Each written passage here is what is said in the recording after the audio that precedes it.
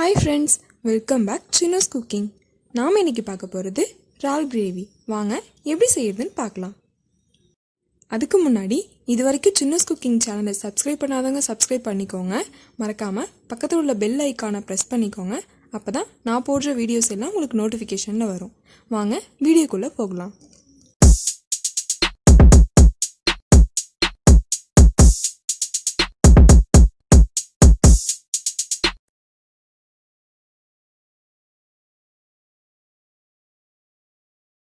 First ஒரு கடாய் எடுத்துக்கோங்க.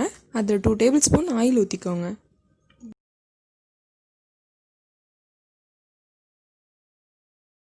இப்போ ஆயில் நல்லா ஹீட் ஆகிடுச்சு. அதில் ஒரு டீஸ்பூன் சோம்பு சேர்த்துக்கோங்க.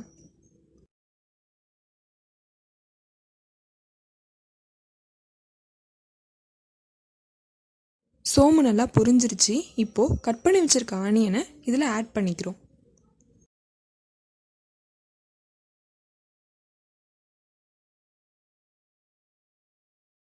நான் இன்றைக்கி சின்ன வெங்காயம் 1 கப் எடுத்திருக்கேன். அப்போ தான் கிரேவி நல்லா வரும். உங்களுக்கு எந்த அளவுக்கு கிரேவி வேணுமோ அந்த அளவுக்கு நீங்கள் வெங்காயம் ஆட் பண்ணிக்கலாம்.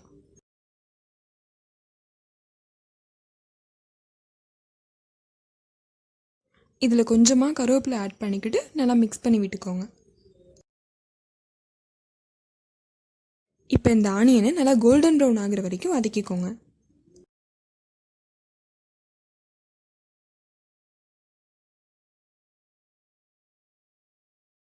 இப்போ பார்த்தீங்க அப்படின்னா ஆனியன் நல்லா கோல்டன் ப்ரௌன் ஆகிடுச்சு. நமக்கு எந்த அளவுக்கு கோல்டன் ப்ரௌன் ஆகுதோ அந்த அளவுக்கு நமக்கு நல்லா டேஸ்ட் கொடுக்கும். நான் இன்றைக்கி ஒரு சின்ன சைஸ் தக்காளி எடுத்திருக்கேன். அதை இப்போ நம்ம ஆட் பண்ணிக்கலாம்.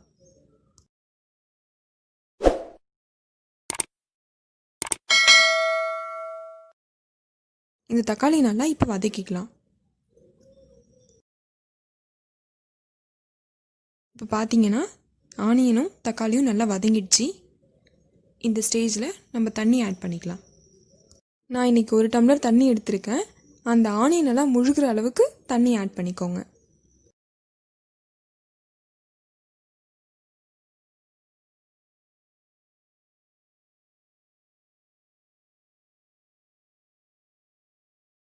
இப்போ அதில் 1 டீஸ்பூன் சில்லி பவுடர் ஆட் பண்ணிக்கிறோம்.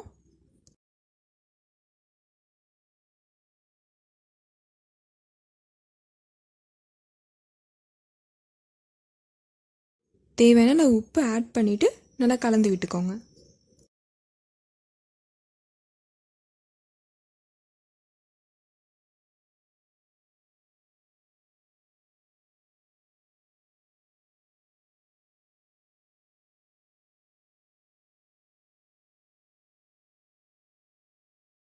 இப்போ இதை மீடியம் ஃப்ளேமில் வச்சு நல்லா கொதிக்க விடலாம்.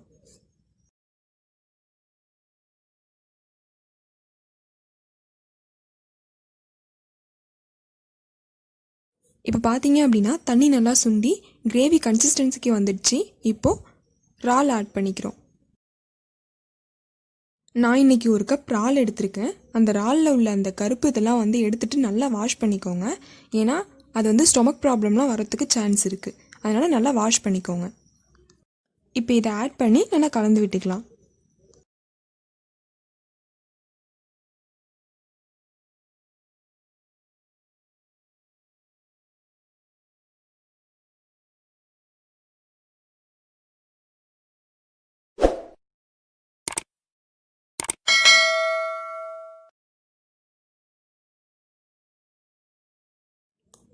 இறாலும் கிரேவியும் நல்லா மிக்ஸ் ஆகிற அளவுக்கு வதக்கிக்கோங்க.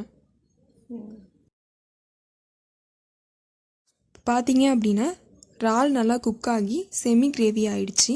உங்களுக்கு இதோட போதும் அப்படின்னா ஸ்டவ் ஆஃப் பண்ணிக்கலாம். இல்லை கிரேவி இன்னும் கொஞ்சம் திக்காக வேணும் அப்படின்னா இன்னும் கொஞ்சம் நேரம் குக் பண்ணிக்கலாம்.